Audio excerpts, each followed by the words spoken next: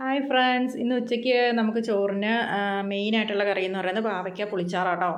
അപ്പം അതിന് വേണ്ടിയിട്ട് ഞാൻ ചട്ടിയിൽ എണ്ണ ഒഴിച്ച് ചൂടായപ്പോൾ ഉലുവയും കടുകും പൊട്ടിച്ച് കഴിഞ്ഞിട്ട് അതിലേക്ക് പാവയ്ക്കയും ചെറിയ ഉള്ളിയും 2 പച്ചമുളകും കൂടിയിട്ട് നന്നായിട്ട് വഴറ്റിയെടുക്കുകയാണേ. അതിനകത്തേക്ക് നമ്മൾ മുളക് പൊടിയും മല്ലിപ്പൊടിയും ചൂടാക്കി ഇടണം. ഞാനൊരു ചെറിയ സ്പൂണിൽ 4 സ്പൂൺ മുളക് പൊടി 2 സ്പൂൺ മല്ലിപ്പൊടിയും കൂടിയായിട്ട് ചൂടാക്കിയത്.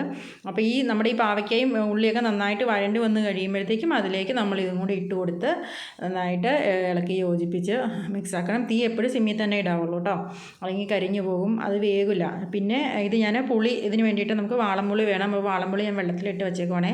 അതിന് ശേഷം മഞ്ഞൾപ്പൊടി ഇട്ട് കൊടുത്തു, ഉപ്പ് ആവശ്യത്തിന് ഇട്ട് കൊടുത്തു. ആ പുളി വെള്ളവും ഒഴിച്ച് ചൂടുവെള്ളം ഒഴിച്ച് വേഗം വെച്ചു കേട്ടോ. നന്നായിട്ട് വേകട്ടെ. എന്നിട്ട് വെന്ത് കഴിഞ്ഞിട്ടുണ്ട്. അപ്പോൾ ആ സമയത്ത് ഞാൻ കുറച്ച് ഉണക്കച്ചെമ്മീനെടുത്ത് എണ്ണയിൽ ചൂടാക്കി താളിച്ച് അതിലേക്ക് ഒഴിച്ചു കൊടുത്തിട്ടുണ്ട്. അപ്പോൾ അത് നന്നായിട്ട് തിളച്ച് അതിൻ്റെ എസൻസ് എല്ലാം അതിലേക്ക് ഇറങ്ങണം. അപ്പോൾ നല്ല ടേസ്റ്റ് ആയിരിക്കും കേട്ടോ. അപ്പോൾ അതവിടെ ഇരിക്കട്ടെ. അപ്പോൾ ആ സമയത്ത് ഞാൻ കുറച്ച് ഉണക്കച്ചെമ്മീൻ വേറെ എടുത്തിട്ട് ചീനിച്ചട്ടിയിലിട്ട് വറുത്തെടുത്തിട്ടുണ്ട്. അത് നമുക്ക് ചെമ്മീൻ ചമ്മന്തി ഉണ്ടാക്കാനാട്ടോ. അപ്പോൾ ഞാൻ ചെമ്മീൻ ചമ്മന്തി ഉണ്ടാക്കി. മോൾക്ക് ചെമ്മീൻ ചമ്മന്തി വേണമെന്ന് പറഞ്ഞുകൊണ്ട് അതും ഉണ്ടാക്കി.